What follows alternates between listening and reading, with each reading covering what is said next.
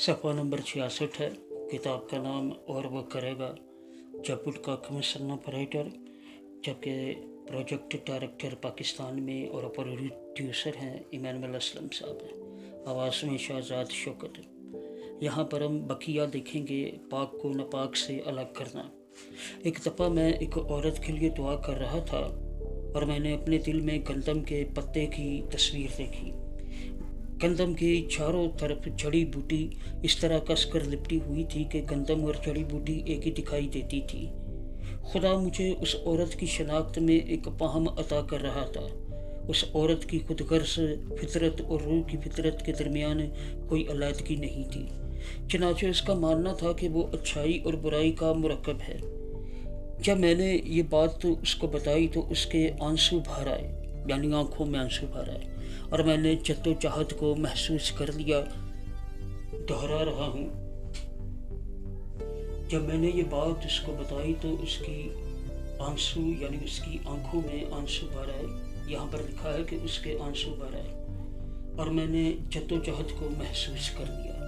मैं यकीन की जुर्रत कर सकता हूँ कि मैं सचमुच मसीह में अच्छा हूँ। सब कुछ बताने के बाद, अपने बारे में ज़िंदगी भर गुनाह की तश्कील दिए ख्याल के बाद, क्या मैं ये यकीन की जुर्रत कर सकता हूँ कि मेरा जिस्म मैं नहीं हूँ, यानी मेरा जिस्म मेरा नहीं है। एक दफ़ा मैंने एक आदमी को यही रोया बयान करते सुना। रोया में उसने एक औरत को दुल्हन के खूबसूरत लिबास में मलबूस देखा। वो सीधी लेटी थी और आंख बंद करके नींद में थी। उसके चेहरे पर एक बहुत बड़ी मोहलक मकड़ी थी। वक्तन फवक्तन वो मकड़ी उसके चेहरे के करीब उसके निचले जिस्म पर उतरकर डंक मारती और उसमें अपना जहर छोड़ देती। नींद की वजह से उस औरत को खबर नहीं थी कि क्या हो रहा है।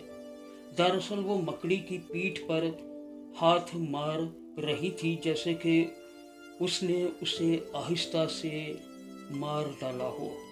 खुदा ने उस आदमी को दिखाया कि वो मकड़ी खुदगर्ज फितरत है।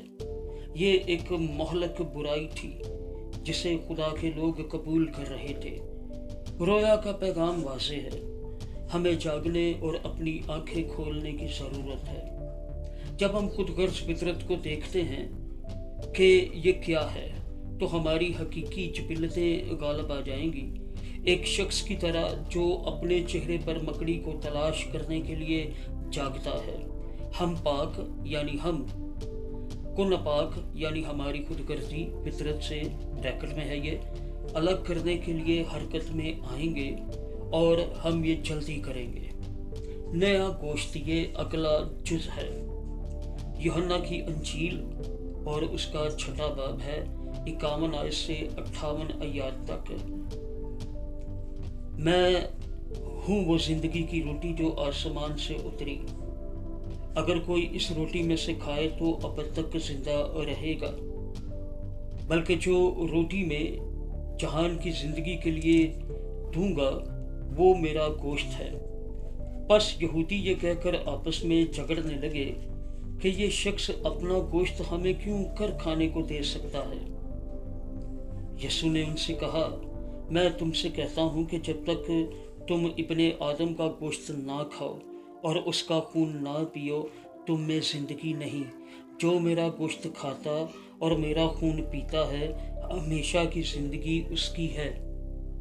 जो मेरा गोश्त खाता और मेरा खून पीता है, हमेशा की जिंदगी उसकी है, और मैं उसे आखिरी दिन फिर जिंदा करूँगा। क्योंकि मेरा गोश्त फिल हकीकत खाने की चीज़ है और मेरा खून फिल हकीकत पीने की चीज़ है। जो मेरा गोश्त खाता और मेरा खून पीता है वो मुझ में कायम रहता है और मैं उसमें। जिस तरह जिंदा बाप ने मुझे भेजा और मैं बाप के सबब से जिंदा हूँ, उसी तरह वो भी जो मुझे खाएगा मेरे सबब से जिंदा रहेगा। जो रोटी आसमान से उतरी यही है, बाप दादा की तरह नहीं कि खाया और मर गए। जो ये रोटी खाएगा वो अब तक जिंदा रहेगा। खुदा के पाक कलाम के पढ़े सुने जाने पर उसकी बरकत नाज़िल हो, सब कहिएगा आमीन। सफ़ा नंबर 66 है। اور اس کا کچھ بقیہ حصہ 67 پر بھی ہے جو میں نے پڑھ دیا ہے۔ کتاب کا نام اور وہ کرے گا، جبکہ پروڈیوسر ڈائریکٹر ہیں ایمینول اسلم صاحب، رائٹر جیک وڈکاک، آواز میں شہزاد شوکت۔ صفحہ نمبر 66 اور 67۔